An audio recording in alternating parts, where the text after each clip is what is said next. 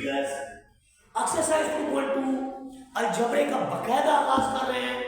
हमारी वीडियो को लाइक करें, शेयर करें, सब्सक्राइब करें और बेल आइकॉन का बटन लाजमी जो है वो प्रेस करें ताकि आपको हमारी आने वाली हर वीडियो जो है वो टाइम पे मिल सके। तो यहाँ पर पहली बात है पॉलिनोमियल्स। पॉलिनोमियल्स क्या होती हैं? पॉलिनोमियल्स के अंदर तीन चीजें होती हैं। इसमें आपको वेरिएबल्स मिलेंगे, इसमें आपको कोफिशिएंट्स मिलेंगे। मतलब यू लिखते हैं ना, तो इसमें कोफिशिएंट, वेरिएबल, एक्सपोनेंट या पावर। तो ये देखिए ये आपके पास वेरिएबल, कोफिशिएंट, कांस्टेंट्स, यानी यहाँ पर एक्सपोनेंट जो है उससे हमें पता चलता है कि ये पॉलिनोमियल है या नहीं है। पॉलिनोमियल है या नहीं। एक्सपोनेंट की पावर अगर होल नंबर से है, अब होल नंबर कौन सा है? होल नंबर ये है, सेट ऑफ होल नंबर।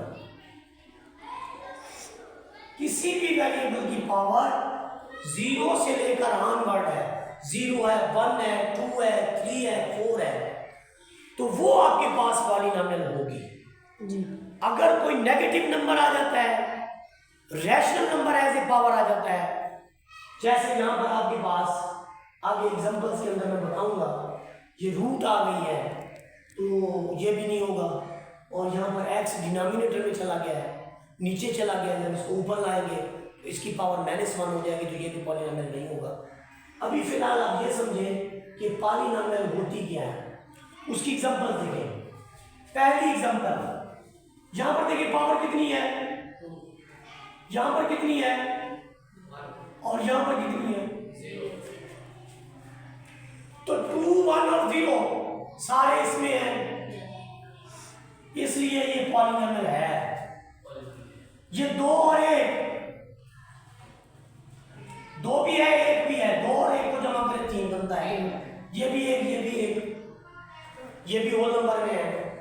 तो उसके जितने भी एक्सपोनेंट फॉर्म हो रहे हैं वो तो सारे के सारे पॉलिनोमियल के अंदर हैं, होल नंबर के अंदर हैं, सेट ऑफ होल नंबर के अंदर है। तो फिर ये भी आपके पास क्या बनेगी? पॉलिनोमियल। यहां पर देखिए आपको इसको क्या बनाएंगे आप? 2x स्क्वायर प्लस 2x की पावर -1 प्लस 11। यहां पर x के ऊपर पावर क्या आ चुकी है? 1। ये 1 है, क्या है? 10 है, 1 है, ये देखो ये 1 है, -1 है। तो इस -1 की वजह से हम कहेंगे कि ये नॉन पॉलिनोमियल है, कि ये पॉलिनोमियल नहीं है। अब जरा इस एग्जांपल की तरफ आए। इसका मतलब क्या है? इसका मतलब है x की हाफ पावर, इसका मतलब क्या है? 2x inverse. इसका मतलब क्या है? 11 लिखना तो लाजमी नहीं है, कोई भी और हो सकता है। अच्छा, यहाँ पर 2/3 भी हो सकता है। yes. तो यहाँ पर देखिए आपके पास पावर्स कितनी है?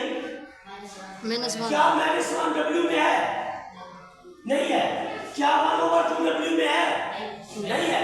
तो इसलिए ये भी आपके पास क्या होगी जी? Non polynomial. इससे आगे हम नेक्स्ट बात करेंगे। अब हमारे पास है degree of polynomial. Highest power of variable, किसी भी वेरिएबल के अंदर जो हाईएस्ट पावर होगी वही उसकी डिग्री होगी। मतलब आप देखें यहां पर पावर 1 है, यहां 2 है, यहां नहीं है तो 0 है, 0, 1, 2, लेकिन हाईएस्ट कौन सी है? 3। तो हम इस पॉलिनोमियल की डिग्री को कहेंगे कि ये कितनी है? 3 डिग्री पॉलिनोमियल है। कितने डिग्री वाली है? 3 डिग्री वाली। दूसरे पार्ट के अंदर देखें, जब 2 वेरिएबल आपस में मल्टीप्लाई हो रहे हो तो उनकी डिग्रीज को जमा किया जाता है। 3 जमा 2 वाली, ये 1 जमा 2 वाली, ये 1 जमा 1 वाली, और ये पावर 0 वाली। याद रखें जो भी कांस्टेंट होता है उनके साथ भी वो वेरिएबल होते हैं जो पूरी इक्वेशन में होते हैं। यहां पर x y है, तो कांस्टेंट के साथ भी एक्स वाई मौजूद है, लेकिन उनकी पावर्स जीरो है। उनकी पावर्स कितनी है? जीरो। अब जीरो को जीरो में जमा करें तो ये तो जीरो आता है, ये कितना आता है? 2, ये 3 और ये, तो फिर इसकी कितनी होगी? डिग्री कितनी होगी? 5। तो ये 5th डिग्री की पॉलिनॉमियल है। कितने डिग्री की है? 5th डिग्री की पॉलिनॉमियल है। अगला में देखिए सिर्फ 5 लिखा हुआ है जी। तो इसका मतलब है कि कोई x भी है तो x की पावर 0 है, तो डिग्री इस पॉलिनॉमियल की क्या हो गई? 0 डिग्री हो गई। क्या हो गई? 0 डिग्री होगी। अब पॉलिनॉमियल की भी किस्में हैं। कौन कौन सी किस्में हैं? देखिए, एक का नाम है मोनोमियल। मोनोमियल क्या है?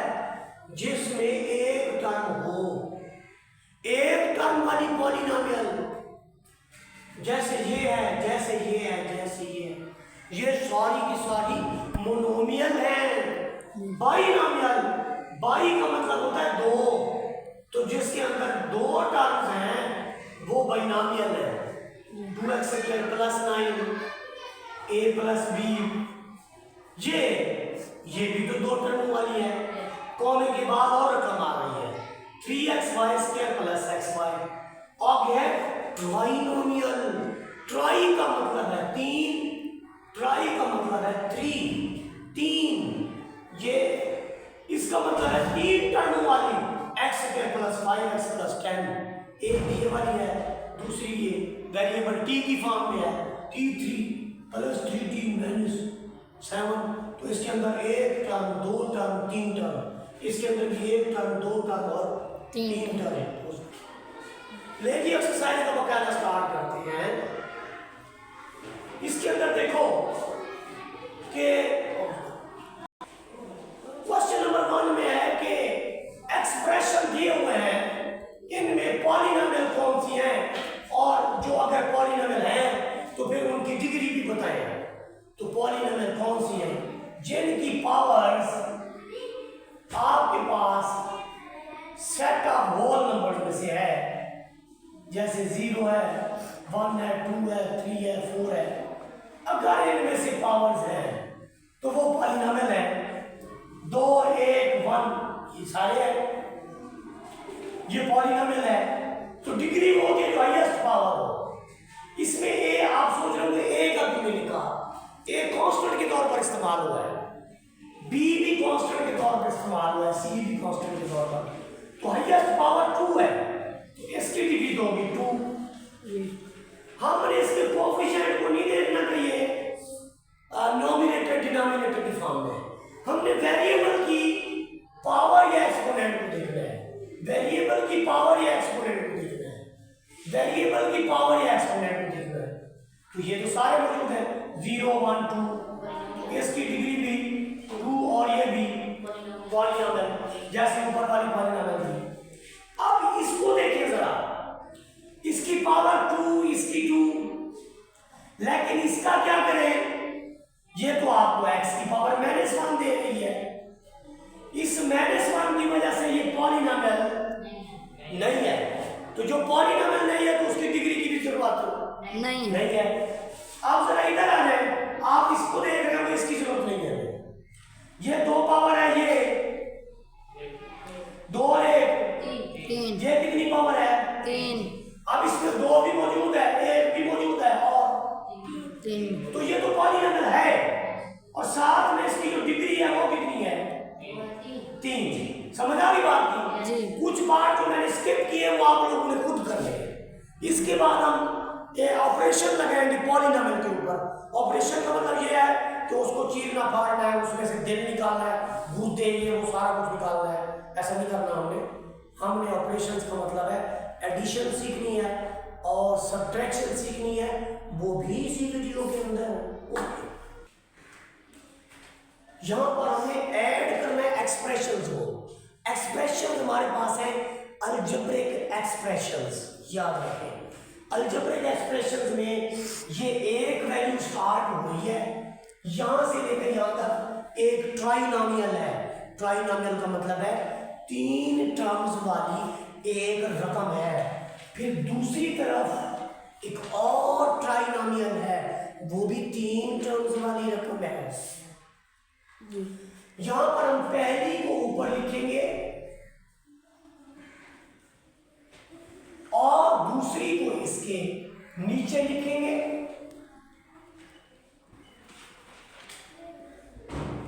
जहां पर एक्स स्क्वायर के नीचे एक्स स्क्वायर लिखेंगे, एक्स वाली टर्म के नीचे एक्स वाली लिखेंगे और कांस्टेंट टर्म के नीचे हम कांस्टेंट टर्म लिखेंगे। इनको मैंने जल्दी में इसलिए लिख दिया कि दोनों टर्में लाइक थी। जी x square x x constant constant. तो लाइक टर्म्स का ख्याल रखना है, ये आपस में लाइक टर्म्स है, ये आपस में लाइक है, ये आपस में लाइक है। तो लाइक टर्म्स एक दूसरे के ऊपर रखी जाएगी, अनलाइक नहीं रख सकते कि आप ऊपर वाली एक्स से क्या रखें नीचे उसके एक्स रख दें, सवाल गलत शुद्ध हो जाएगा। समझिए बात। तो अब हमने क्या करना है कि ये कोफिशिएंट को देखना है। यहां पर एक्स क्या रहेगा, इधर आपका एक्स आ जाएगा, इधर आपका कांस्टेंट आ जाएगा। हमने सिर्फ कांस्टेंट को जमा नफी करना है, वेरिएबल्स को हमने वैसे के वैसे लिख देना है। कोफिशिएंट को कैसे जमा करना है, जिसके आगे साइन ना हो उसके आगे साइन किस चीज का होता है, प्लस का। प्लस का आपके एक जेब में 4 रुपए हैं, दूसरी जेब में 6 रुपए हैं, तो आपके पास कुल कितने रुपए बन गए हैं?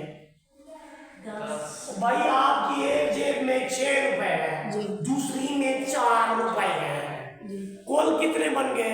10 रुपए। चलो डॉलर समझ लो भाई, रुपए की कदर कम है, डॉलर में मान लो। तो यहां पर हम लिखेंगे 10 और पहली वैल्यू के साथ प्लस लिखना लाजमी नहीं होता, मोस्टली हम नहीं लिखते, लेकिन प्लस मौजूद होता है। ठीक है। अब यहां पर देखिए दूसरी वैल्यू के साथ, अब दूसरी वैल्यू को हम क्या करें, यहां पर हमारे पास 2 रकमें हैं दायरे के अंदर। वो 2 रकमें कौन सी हैं? 8 रुपए हमारे पास नफी के हैं और 5 रुपए हमारे पास है। 8 रुपए हमने कर्जा देना है और 5 रुपए हमारी जेब में मौजूद है। वो 5 हम जमा करवा दें तो बाकी कर्जा कितना रह जाएगा? 3 रुपए कर्जा रह जाएगा। तो साइन कौन सा लिखेंगे? जमा का नफी का बड़ी रकम का साइन लिखते होते हैं। क्या करते हैं? बड़ी रकम का साइन लिखते हैं। तो यहाँ नफी लिखेंगे, 3 लिखेंगे और साथ में एक्स लिख देंगे। अब आ जाएगी तीसरी वैल्यू की तरफ। आपके पास जो तीसरी रकम है वो क्या है? गौर करिए कितनी है ये?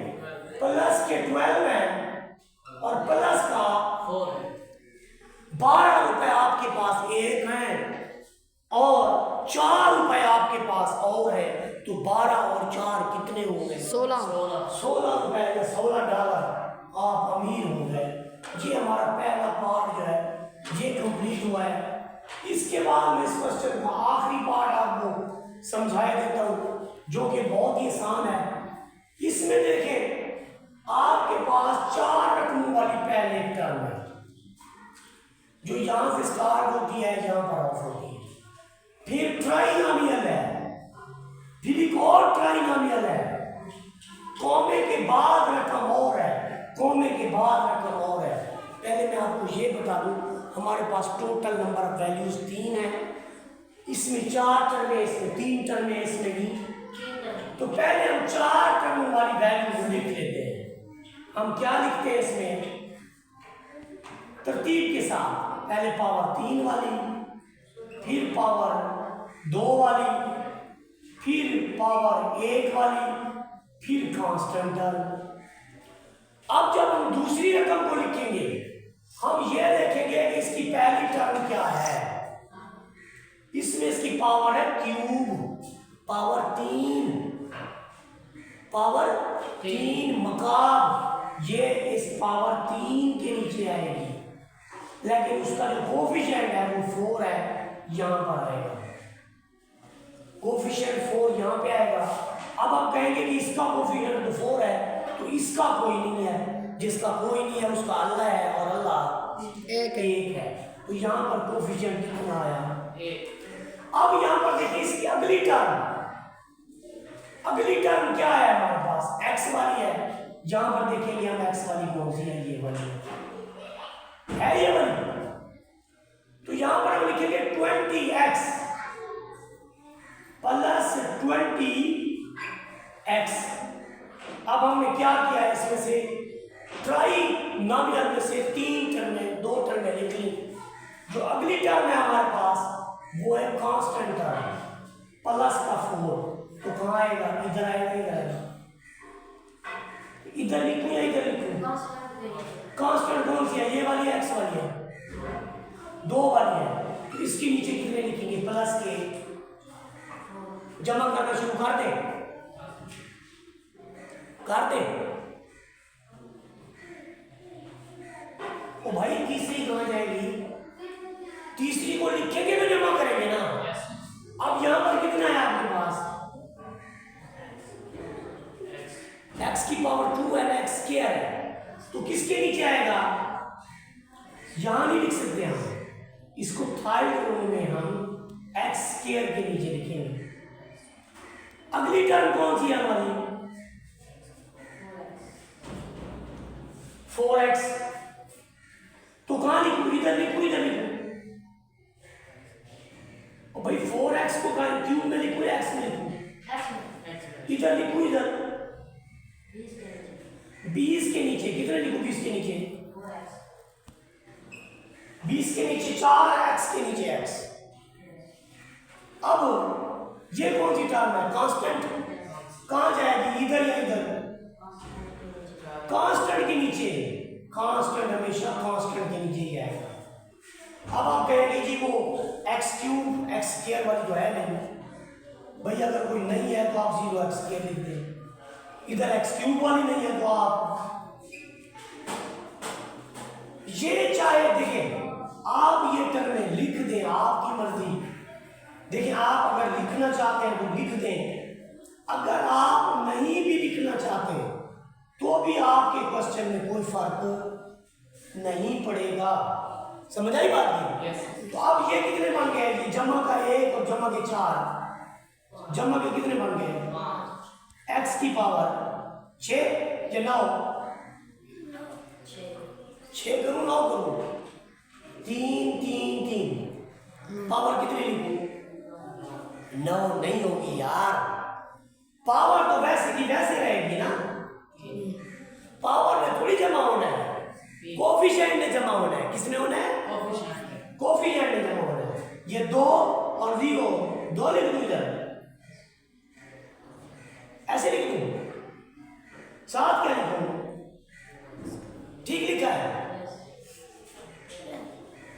और 2 तो ये वाला है, इसका कितना है? 0 और 2 कितना हो गया? 2। इसका कितना है? इसका भी 2 है। कहाँ है 2? जहां मेरी उंगली है यहां कुछ होना चाहिए था, नहीं है तो फिर क्या करेगा? 2 लिखना दे। हाँ अभी यहां पर कुछ नहीं था, याद है? तो हमने क्या लगाया था? 1। तो फिर यहां कुछ नहीं है, क्या लगाए? 1। तो फिर आप कितने हो गए? 3। आप कहते हैं 2 ठीक है।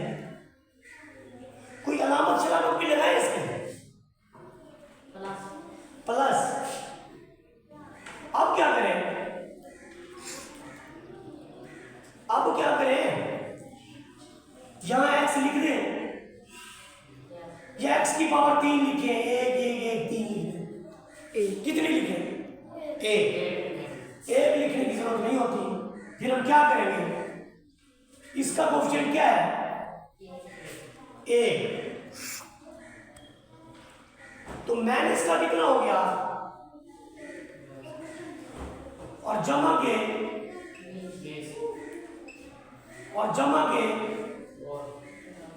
20 और 4 कितने होते हैं? 24। जमा के 24 नफी का कितने हो गए? 23 प्लस के कितने? बड़ी रकम उसकी होगी ना। तो प्लस के 23x 3x ये सारे जमा में है, कितने हो जाएंगे? 2 और 4 6, 6 और 11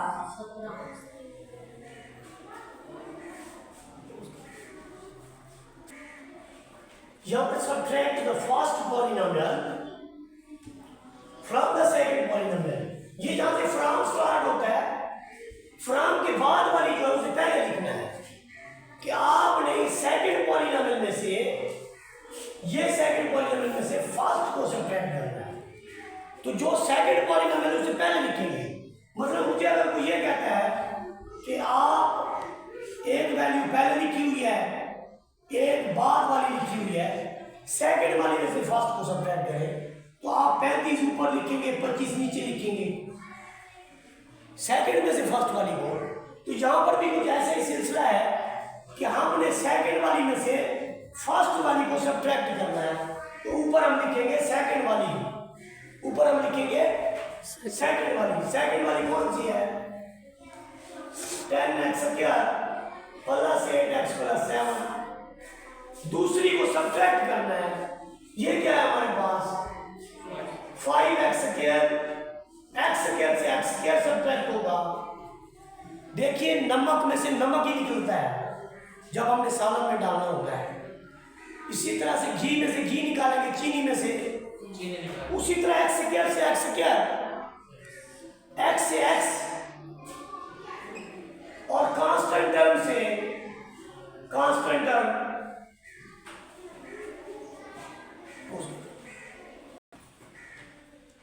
यहां पर देखिए कि जब हम सब्ट्रैक्ट करते हैं, मसलन आपके पास 12 है, वो कहता है 12 में से 9 को सब्ट्रैक्ट करें। आप 12 लिख के 9 के साथ नफी लगाते हैं। क्यों लगाते हैं जबकि यहां पे जमा है? इसलिए जब ऊपर वाली वैल्यू में से नीचे वाली को सब्ट्रैक्ट करेंगे तो आप इसके साइन चेंज कर देंगे। जमा होगा नफी लिखेंगे, जमा होगा नफी लिखेंगे, नफी होगा तो अब हमने इनको नहीं देखना, पहली और ये प्लस में पहली और आखिरी का साइन देखना है। यहां हमारे पास 10 रुपीज हैं पड़े। कितने हैं हमारे पास? प्लस के 10 है और कर्जा कितना है? 5 रुपए। हमारे पास 10 वाला नोट है, 5 कर्जा है, हमने 5 दे दिए, बाकी कितने रह गए?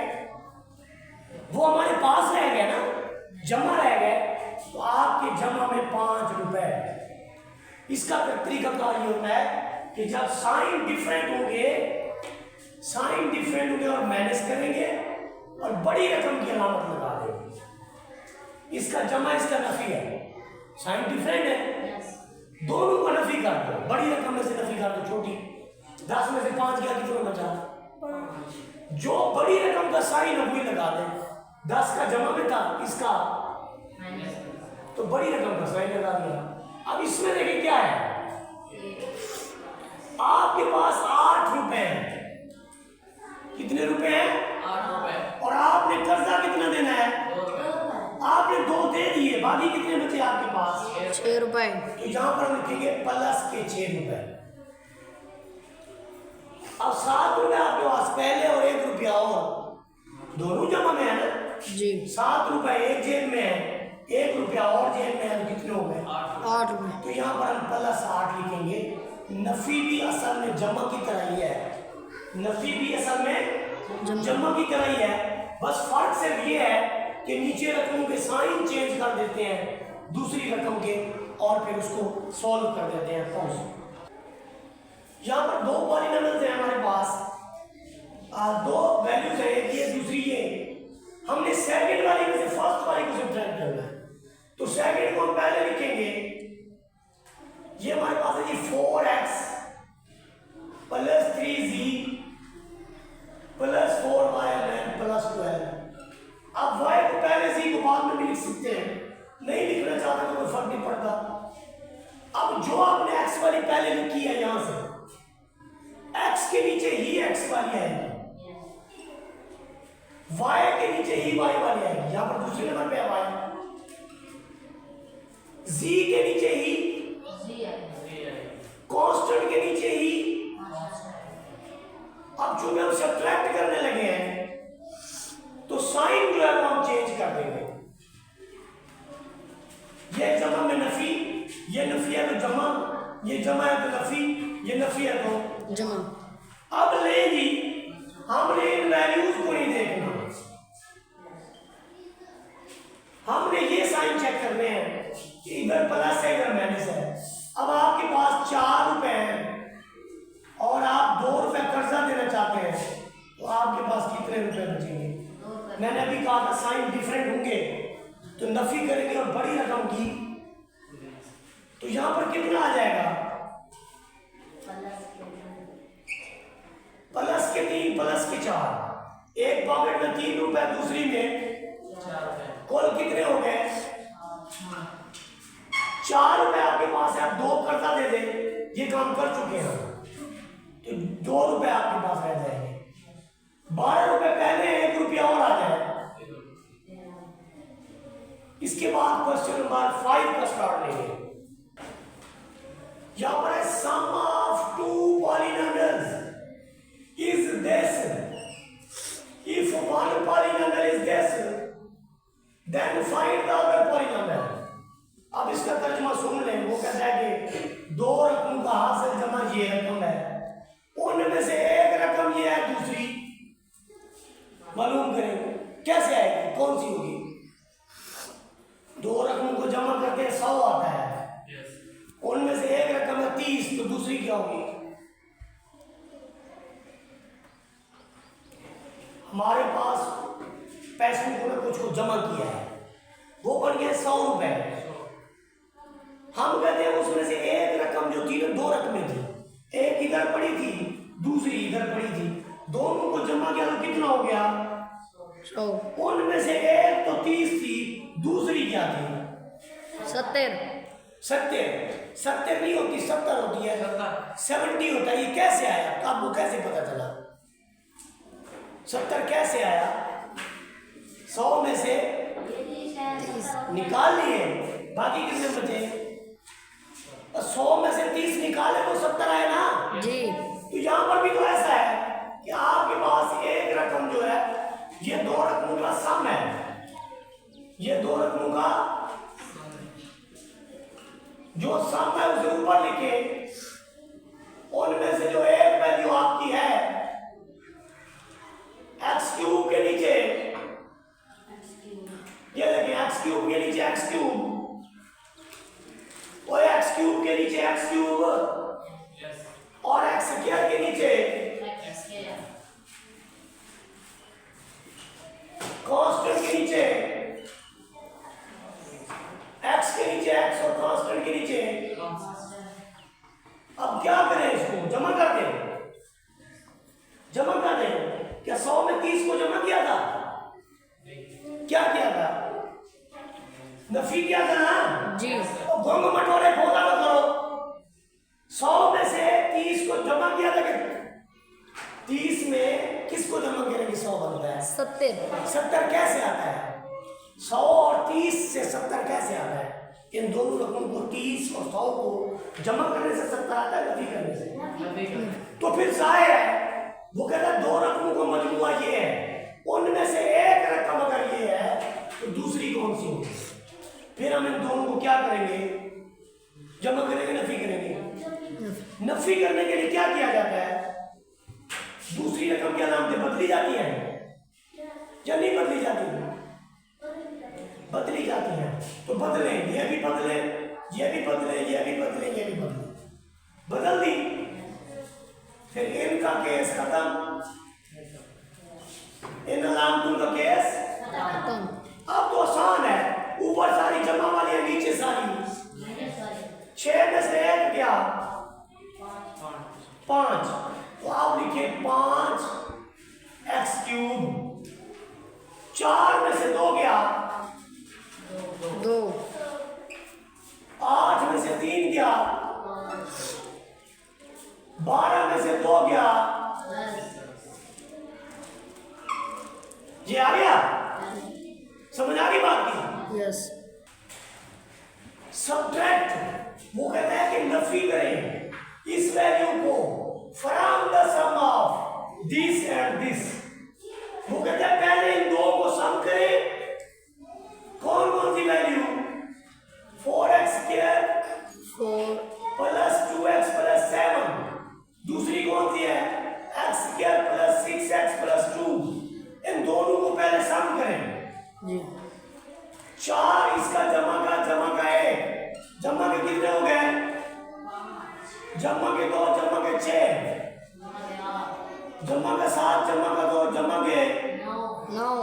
वो कहता है कि इसको सम करने के बाद आप सब्ट्रैक्ट करें इस रकम को इसी में से, इसके सम में से। इन दोनों का सम हमने ले लिया, जी इसमें से इस रकम को सब्ट्रैक्ट कर दे। कौन सी रकम है जी? 2x² है तो x² के नीचे x², x वाली वैल्यू है तो x के नीचे x वाली वैल्यू, और कांस्टेंट टर्म के नीचे कांस्टेंट टर्म वाली वैल्यू। लेकिन चूंकि हमने सब्ट्रैक्ट करना है, 4 है प्लस का 4 है, तो कांस्टेंट टर्म सब्ट्रैक्ट के लिए क्या करते हैं? फिर नीचे वाली वैल्यू के साइन चेंज कर देते हैं। जमा है तो नफी, नफी है जमा, जमा है तो नफी। अब हमने इस साइन को देखना है। 5 में से 2 क्या? 3 जमा का नफी का? नफी का। 8 और 4 एक जैसी है, ये भी जमा में ये भी। 8 और 4 12। 9 में से 4 जाए तो 5। ये आपकी एक्सरसाइज है।